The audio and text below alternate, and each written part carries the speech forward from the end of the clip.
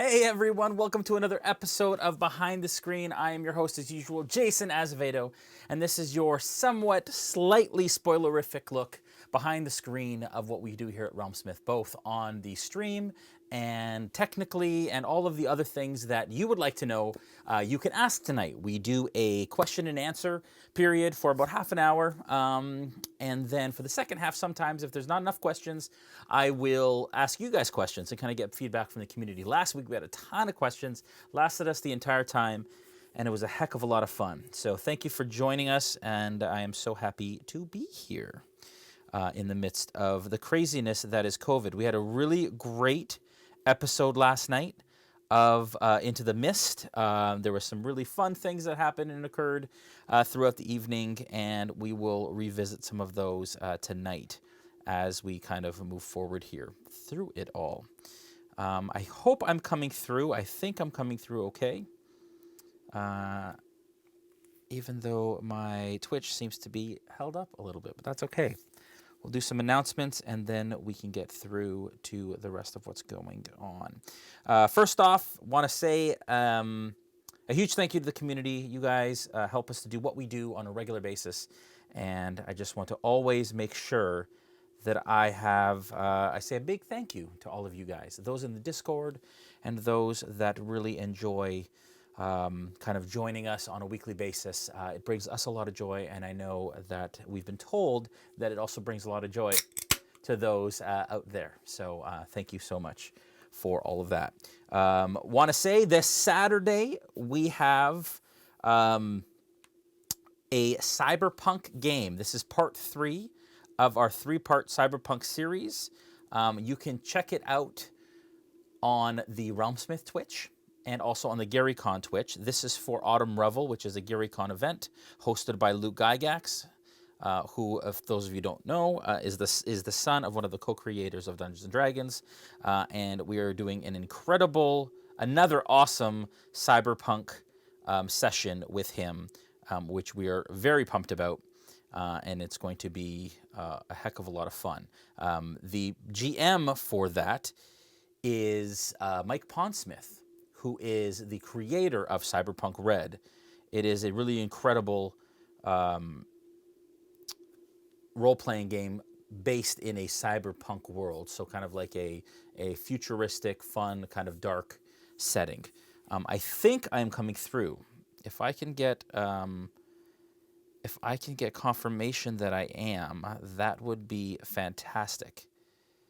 If I could just get a thumbs up from anybody in the chat that you're actually getting me, because I don't know if you're coming through. Last night we had a remote game again for Into the Mist, and because here in Ontario, Canada, they are rolling back some of the structure around social circles and safe social distancing because of raised cases, and so we obviously have to go remote again, unfortunately, for that. So I'm not seeing any thumbs ups here in the chat. I don't know if I'm good.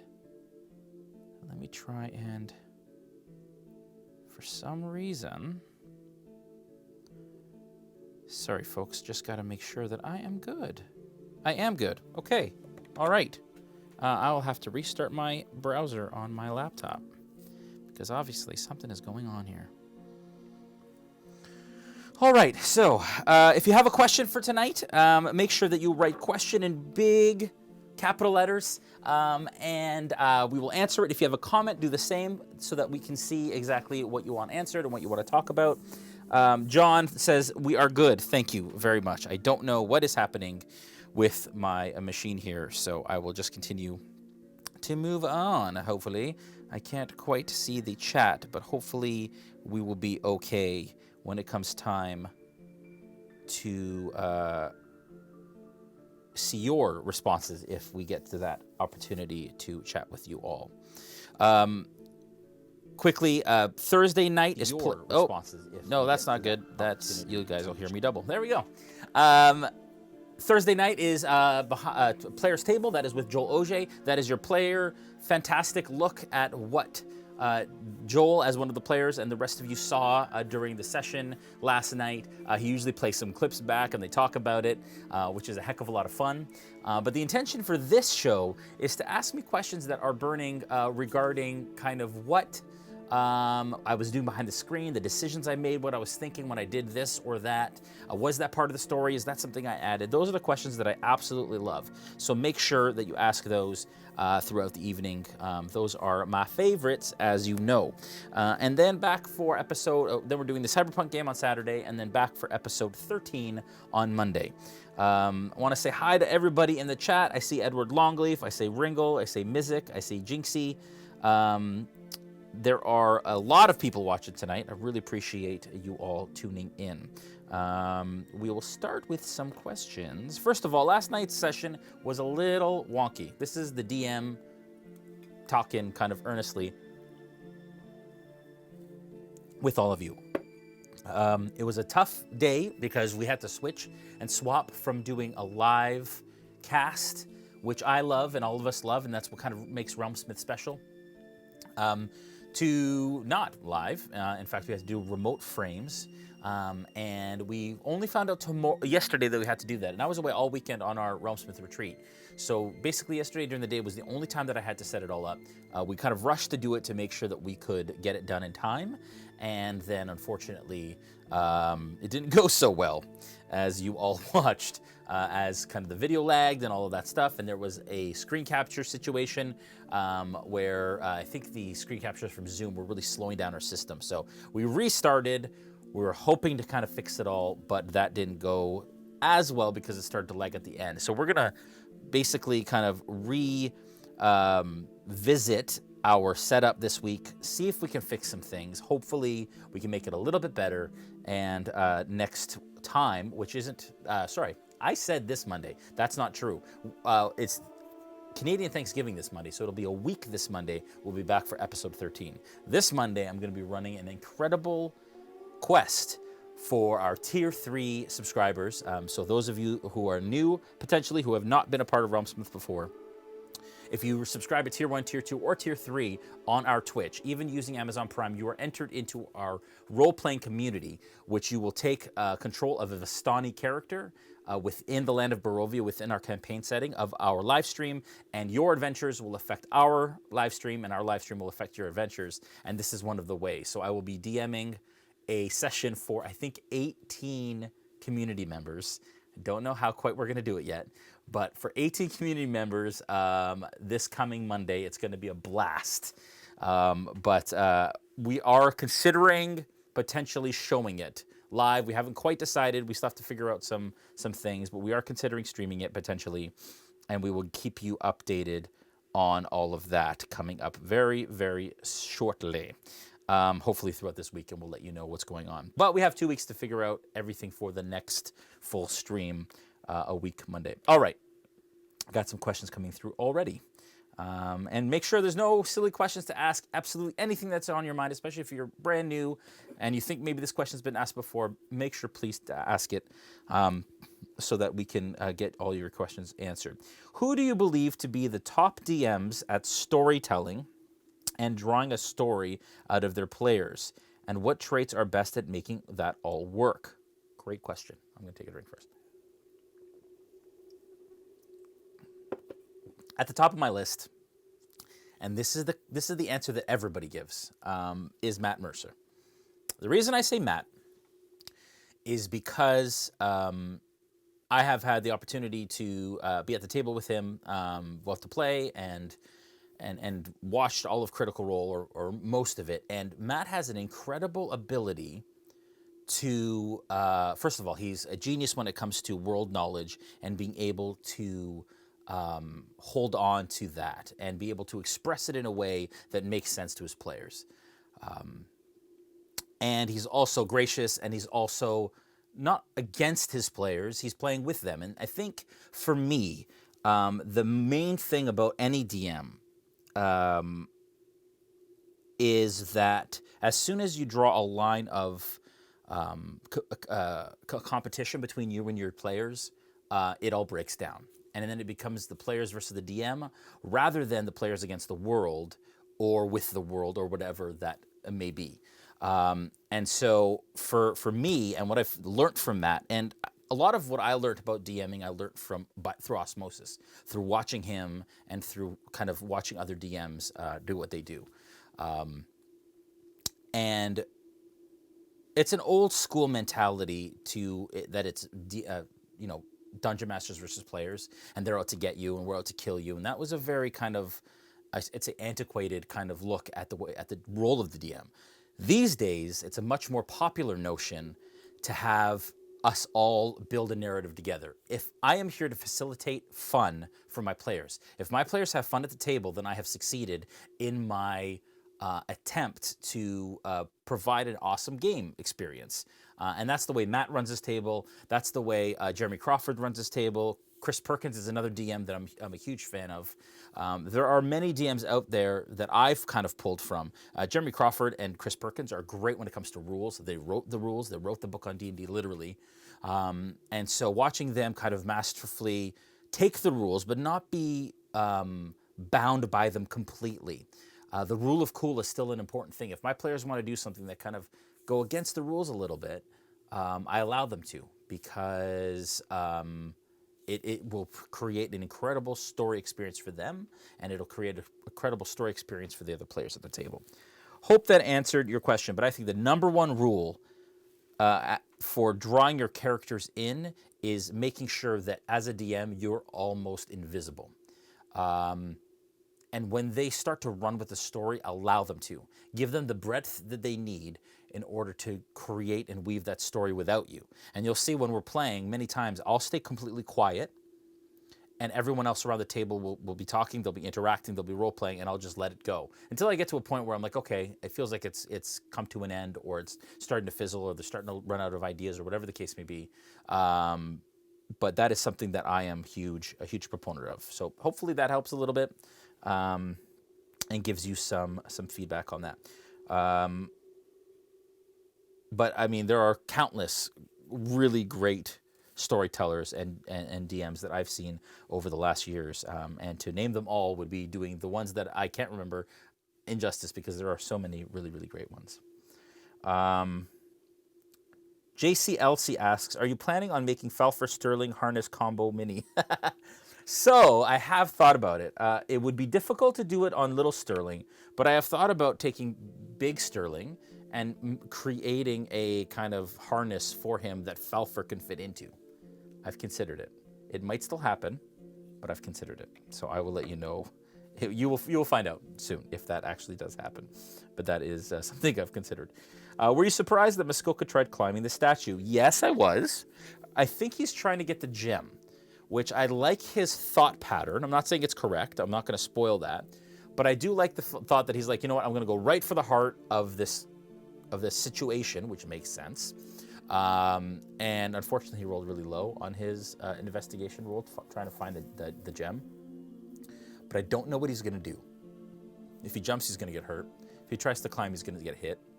And they are surrounded right now, and their allies are still a ways out, which, again, folks, it's never a good idea to completely split your party between 500 feet of yourselves.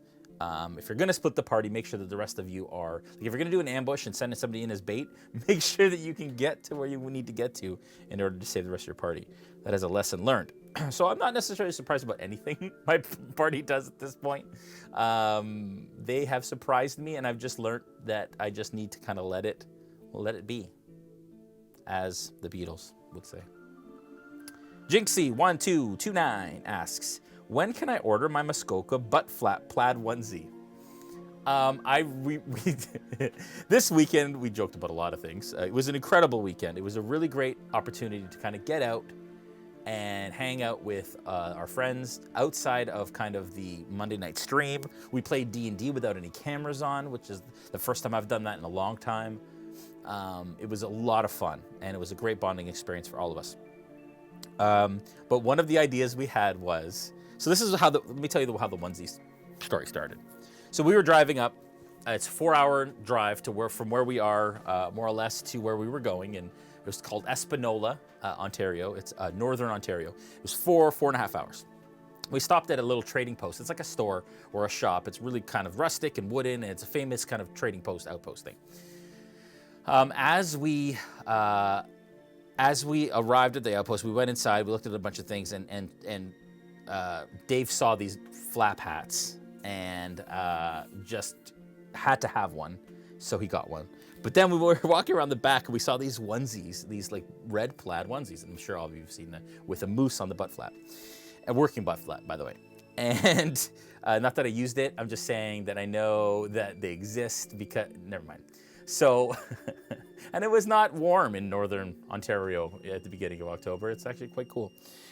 Anyways, so we saw these onesies and we thought, you know what, it would be really funny if we bought these onesies and we wore them together for a photo. And we're going to use that photo for our Christmas card for RealmSmith. That was kind of the intention.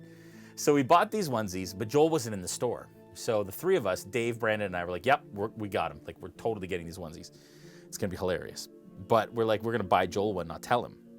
So we held on to these onesies all day. It was like noon by the time we got there. And we around, 10 o'clock at night, we decided to start playing D&D on Friday night. And this is a really fun story.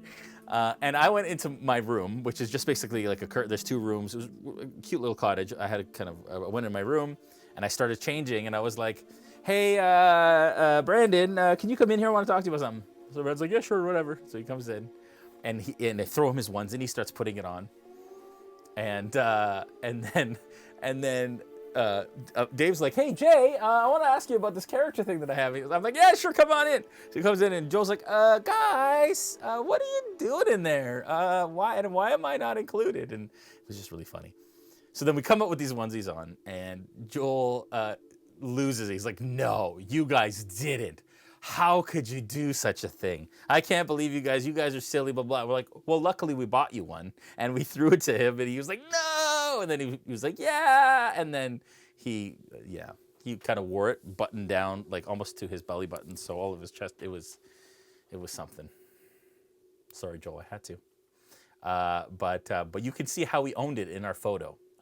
There was no sense of not wanting to wear that onesie. He owned it. In that photo, as did we all.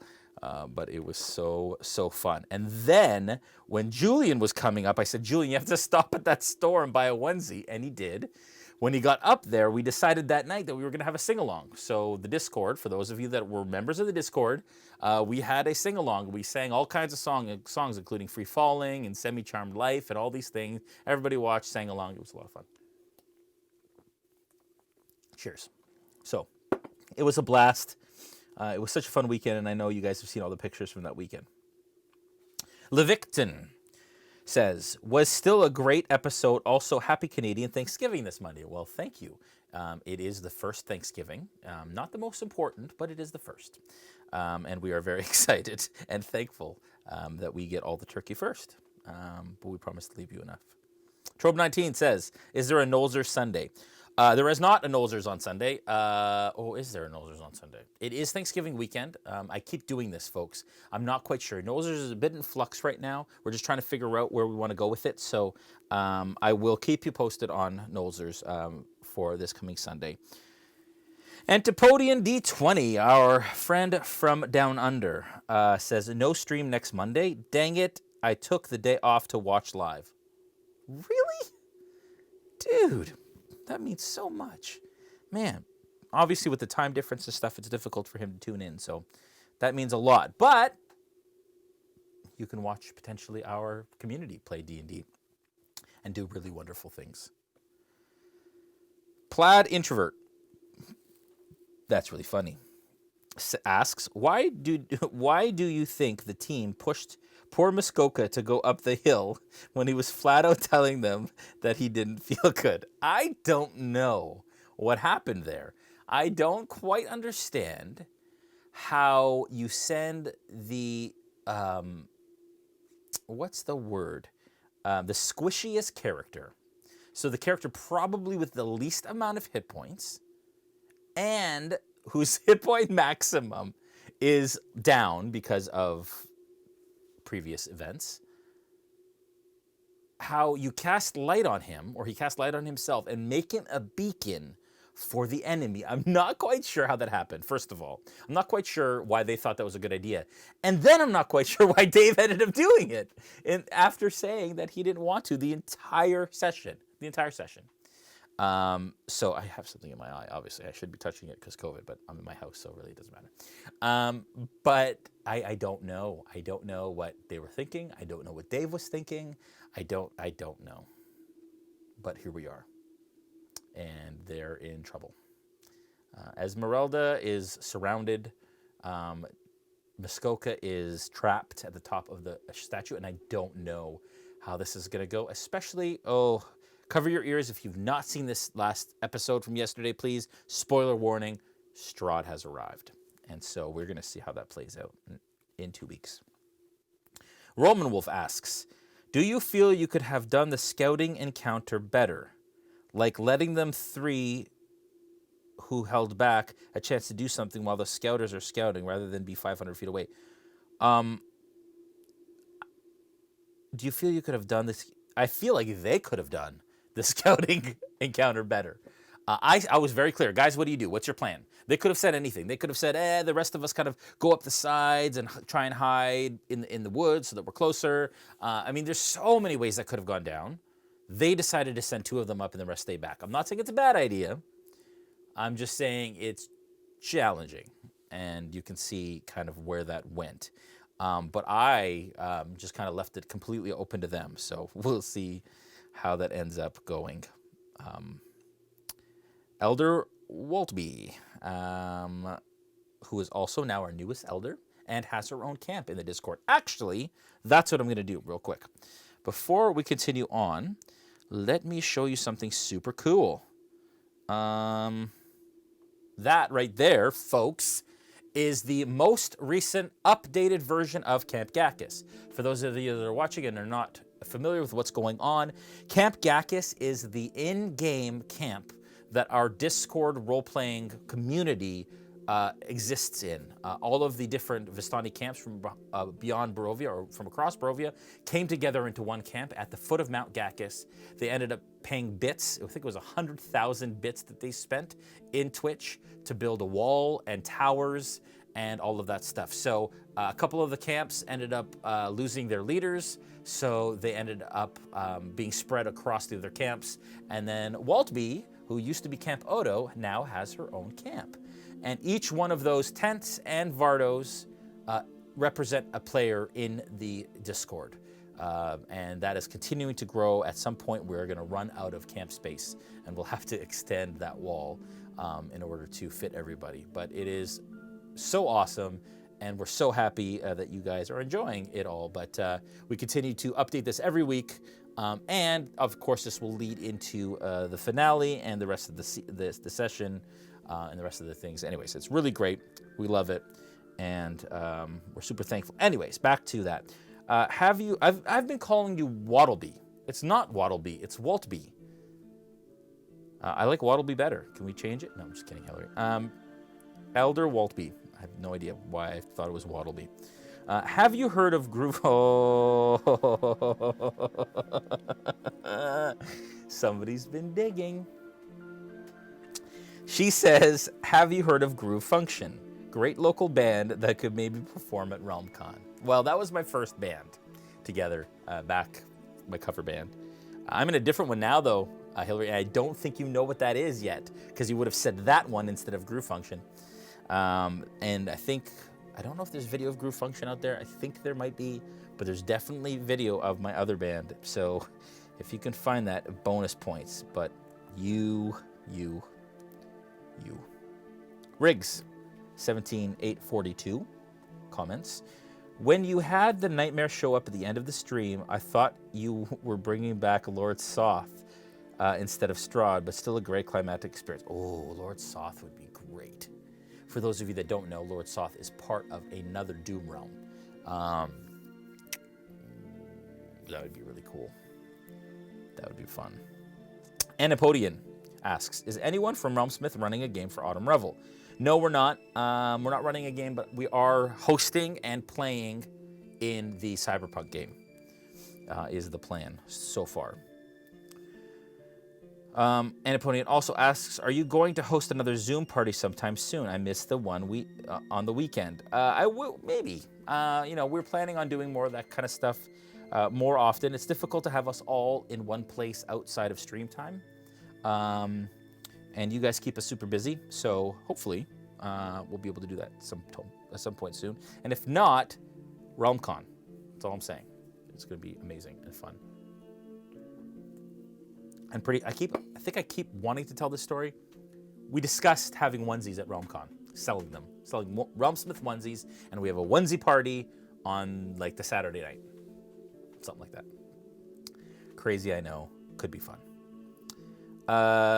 Don't forget the Sterling mustache on the new Mini. Yeah, I don't know why you guys put a mustache on Sterling, but whatever.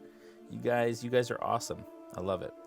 And for those of you that don't know, the Vistani crafted items for our party a couple sessions ago. Sterling got these like silvered Wolverine claws. Muskoka got silvered beaver teeth that extend when he changes and shifts. And Sterling and Falfer got the Farling onesie, I call it. Joel would have been like a kid at Christmas when you gave him the onesie.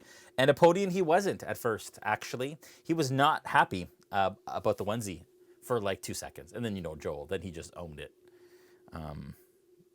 in ways that I can't forget or seem to wash from my brain. Okay, GCLC asks, can you tell us what was the plan with the Bat Lady showing up? To avoid the Yesterhill encounter and steer them to a different place? These are the questions I love. I mean, I love all of them, but these are cool. I love when you guys dig in and think, hey, what were you thinking? Why did you do what you did? I love that you guys are paying attention, and this is what gets me pumped, and I'm getting all like, it's great. Okay. That whole little encounter, and I hope my players aren't watching, and this isn't really spoilers, but that whole encounter was to still let the players know that the Abbey still exists. What I'd like to do in my campaigns is make sure that I bring in little bits of pieces of previous things that you've done so that it feels like a living, breathing world. It's not like you have an encounter at the Abbey and then you kind of forget about it, you never go back to it, and it's the thing in the past. I pepper them through so that events that they have created or dealt with in the past continue on forward, like the hags, for example. The hags in Curse of Strahd actually aren't an ongoing thing. That is something I've added in to show that there are consequences to your actions and that it is a living, breathing world that has certain things that happen on an ongoing basis. The Bat Lady showing up. Do I give this away?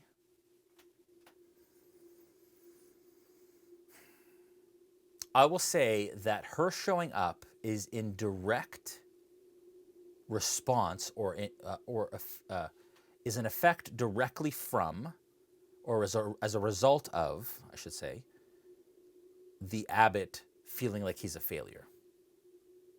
And that has to do with why she's free. So there you go. That's what I'll give you. Pepper Jack, was there Backstreet Boys dancing, or do things done in a onesie stay in a onesie? Things done in a onesie stay in a onesie, especially when it comes to RealmSmith. There was not Backstreet Boy dancing, but even if there was, you wouldn't know. Oh man, I can't believe I told you guys about that. All right, Anapodian, to follow up on my comment about taking the day off, I have the weekend off for Autumn Revel, and I'm so fortunate to be playing in some of the streamed games.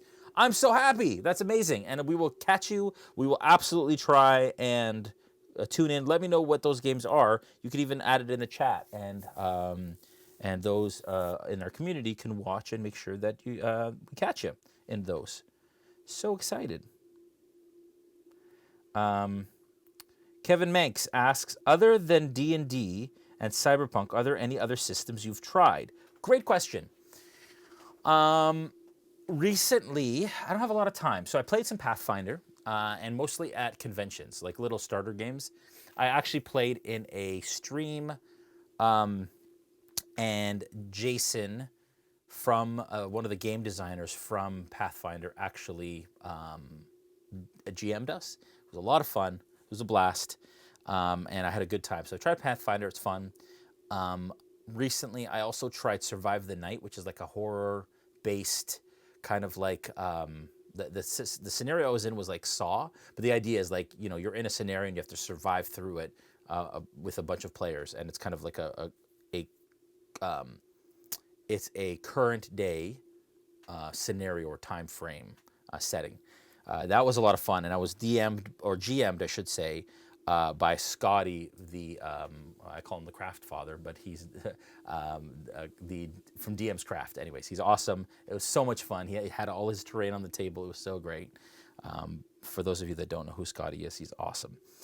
When I was younger, I played a bunch. We played D&D mostly, and we played a lot of different campaign settings. We played Ravenloft, we played Greyhawk, and we played Al-Qadim, which was kind of the kind of desert lands, which was awesome, kind of the Arabian sort of approach to Dungeons & Dragons. That was a blast.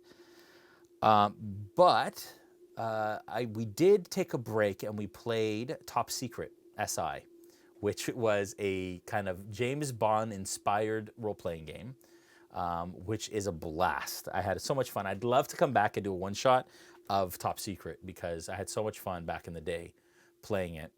And then I also played, I forget what it's called. It's a superhero one. I want to say City of Heroes, but I don't think that's what it is.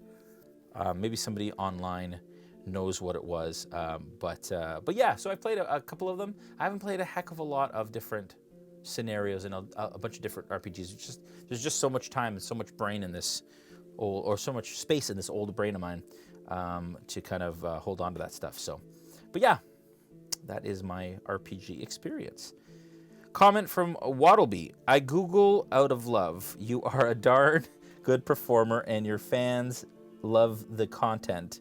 Can't thank you enough for the impromptu performance y'all gave us. It made us all so happy. Why, thank you.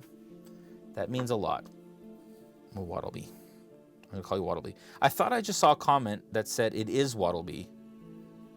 Maybe I saw that in the chat. Thought it came up here and then it disappeared. But thank you for saying that. That is very, very sweet. I am at the end of the questions. If there are any last minute questions or comments, she's okay. So Anomalous Zip, who is Waddleby, spelled it wrong in the Discord. Okay, it is Waddleby. Okay, so I'm good. All right, we're all good. Last call for any questions or comments, and then we'll turn it over to you guys. Question: did you ever play AD&D 2nd Edition? If so, what class did you play? Are you happy that Thaco isn't in D&D 5e? Edward Longleaf. Yes, I played 2nd Edition. I started in 2nd Edition, and then we went to 3.5 quite quickly. I can't remember what I played in 2nd, but in 3.5, I definitely played in 3.5, I definitely played a Paladin. And I played a fighter, an elven fighter. I actually still have, I should show you guys.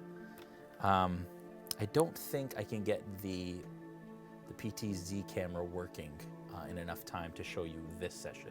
Maybe next Tuesday, please remind me, because I still have the old book of characters that I played back in when I was a teenager. And I drew like pictures of all the characters. You know what? I'm going to grab it. I'll grab it real quick, and I'll show you guys real quick. But I'll do that last. So I'll answer a couple more questions. And a podium okay, since Jason said it, it's okay. Here's the link. Only one of the games have been announced yet. It'll be Friday night for you, Saturday morning for me, a 5e game run by Ginny Loveday. Wow, that's great. That's amazing. Pepperjack, question. Ever played the Baldur's Gate series and excited about the release of BG3? I have played Baldur's Gate. I haven't played it recently. Like I only played, I think I played the first one. I'm actually quite excited to try BG3. Very, very excited, in fact. How excited are you to play Red Shirt again? That is funny. Yeah, very excited. I know they called me Red Shirt, but I think I held my own.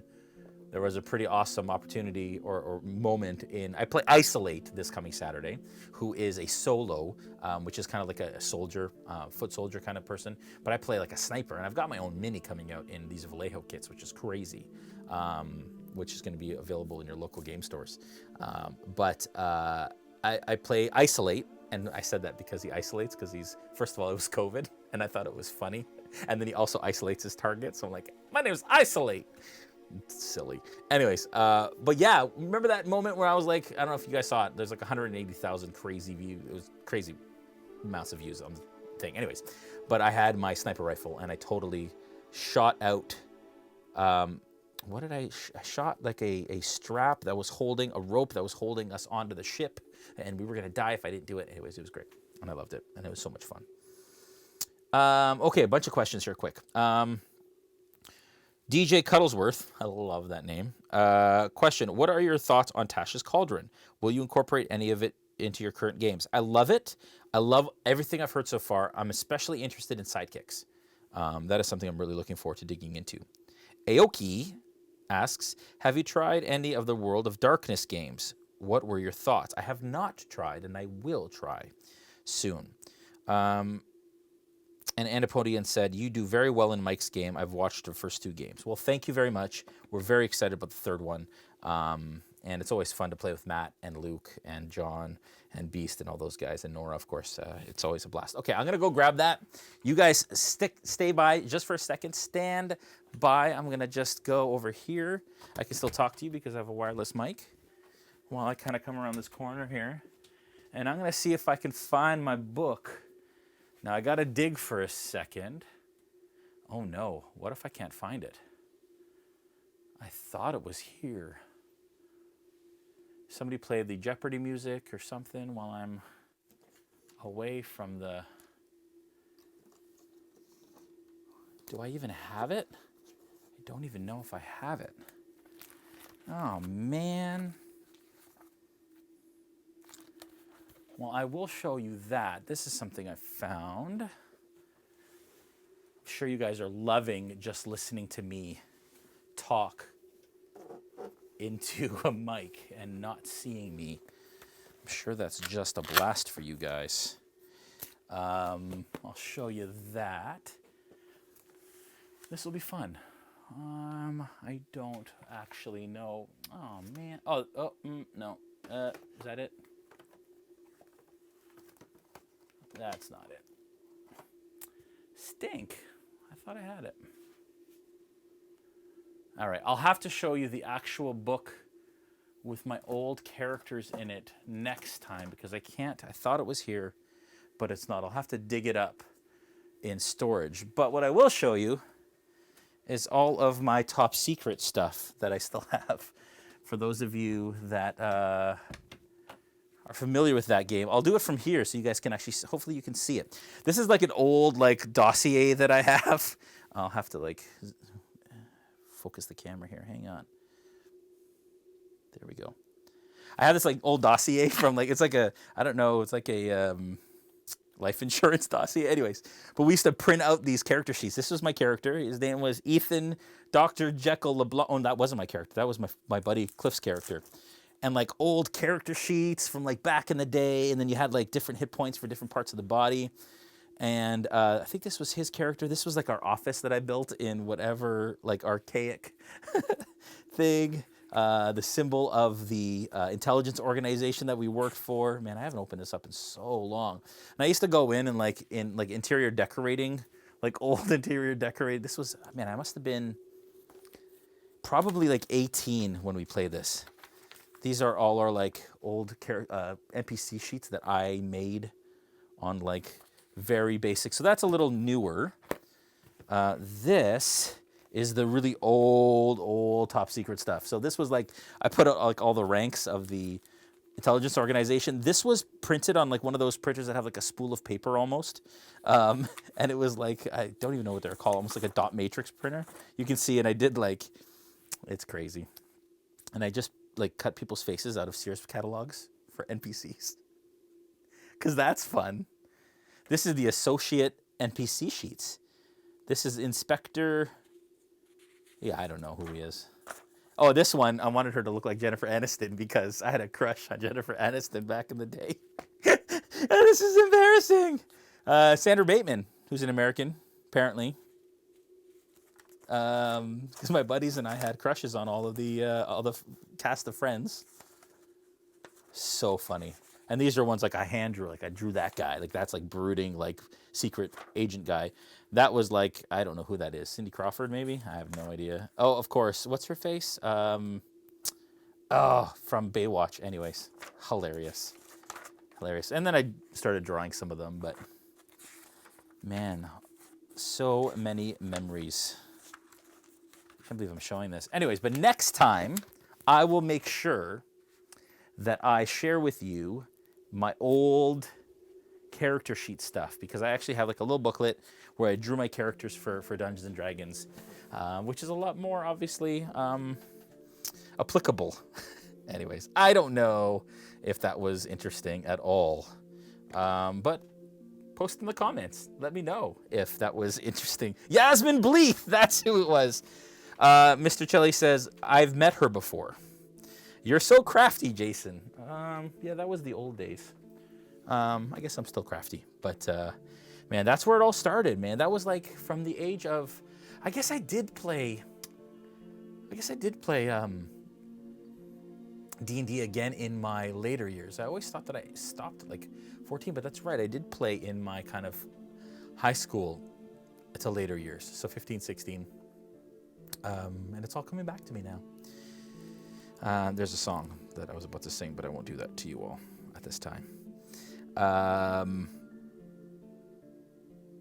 How do you guys, for the last 10 minutes, I'm going to ask y'all how you feel about the remote sessions versus the sessions in person. Oh my goodness, Edward Longleaf just said, Jason, you're a beautiful person. Please never change, my friend. I loved it. Do you still do art for people's characters? Thank you for saying that. That's very sweet. And yes, I do. So all of the character art that is done in our stream has all been done by myself. Not the monsters and stuff, but the actual player characters. Those were all drawn by myself.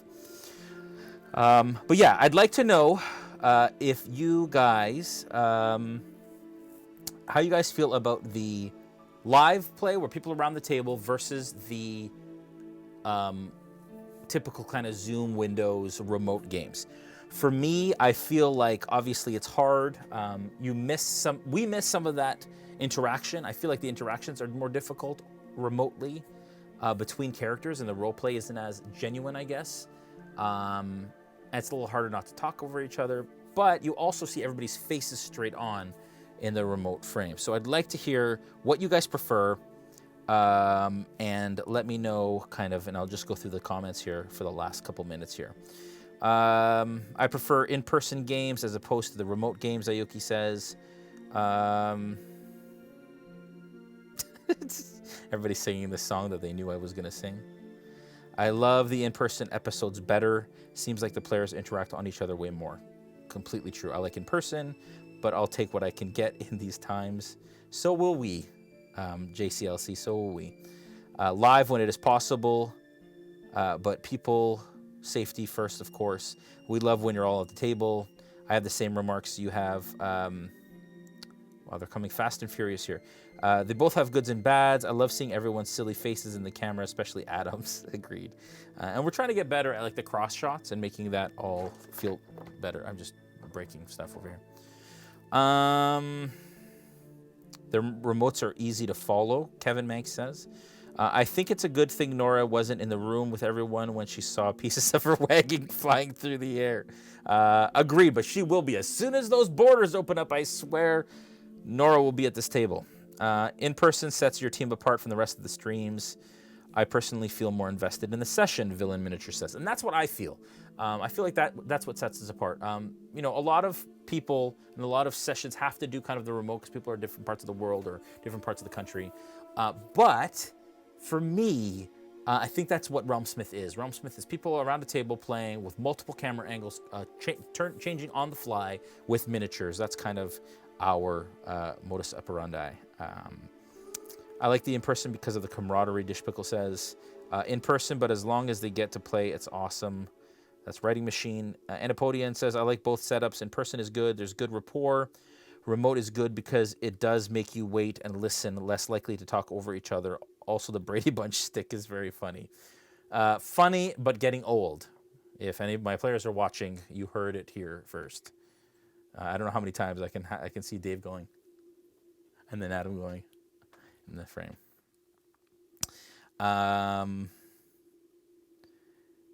Pepper Jack says, prefer sessions in person, just like anything.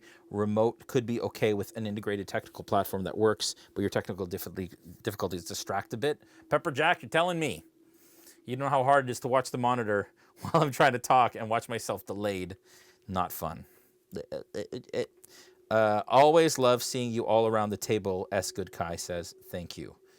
I'm just happy that you're still doing games to help us get through everything while doing so for yourselves. This is Edward Longleaf. Not to mention the Discord has been a huge help keep our mental health good and just have fun. Thank you. I rolled real dice in a Curse of Strahd game yesterday. A game today. That's awesome, Trobe. Levicton says, life seems smoother and easier for the players to point on maps, but video is great to watch as well. You guys are amazing.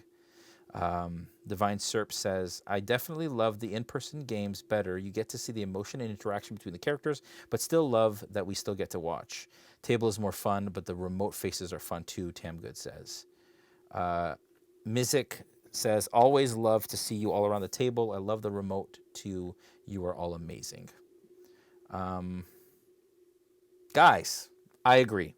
I don't think there's one person that said that they prefer the remote over thing. That is what RealmSmith is. That is what you've come to love. But we are going to bring the content however we can amidst the zombie apocalypse. Because as far as I'm concerned, that is what makes us special, what sets us apart from other streams, and kind of what is our lifeblood is. Mr. Chelly says, yeah, I actually stopped keeping up with a couple other programs that haven't went back to in person. Their sessions just aren't the same interactions. Zip, and this is the last one, either way, we will stick with you. Better deal with remote gaming than see one of you get this horrible illness. I agree. Well, thank you everyone for watching again. This has been another episode of Behind the Screen. Next week, I will try and dig up my book, if I remember to show you guys my old doodles and my old characters, my first characters for Dungeons & Dragons, which actually on the weekend we said it would be great. A friend of mine said, what if you guys have played your first characters ever that you've ever had? And for some of us, it'll be the characters on our live streams from a year ago. For me, it'll be the character I played when I was like 12. And the names, I'm sure, will be hilarious, and the backstories will be funny. And I think that we should play them exactly how we would have written them at the age that that would be great. That would be great. So funny. Oh, I love it. All right, guys, you guys have I will be doing, Julian just asked me if I'm going to be doing a stream next week, even though we don't have a stream. Yes, I will be doing Behind the Screen because I'll be talking about the community quest that we do. And I want to make sure that you guys still have content. It's a Tuesday, so it's outside of the long weekend. You guys have a wonderful night. It's been a blast. Make sure that you tune in for Players Table with Joel Oji on Thursday to discuss kind of the scenes of the session and hear Joel do his singing, which is always so wonderful. And what we're going to do before we leave is we're going to raid Scoob's channel. And I just always have to find out what his channel is and how it's spelled. I think it's Scuba Studio, but we're going to rate it as we do. I think that's right.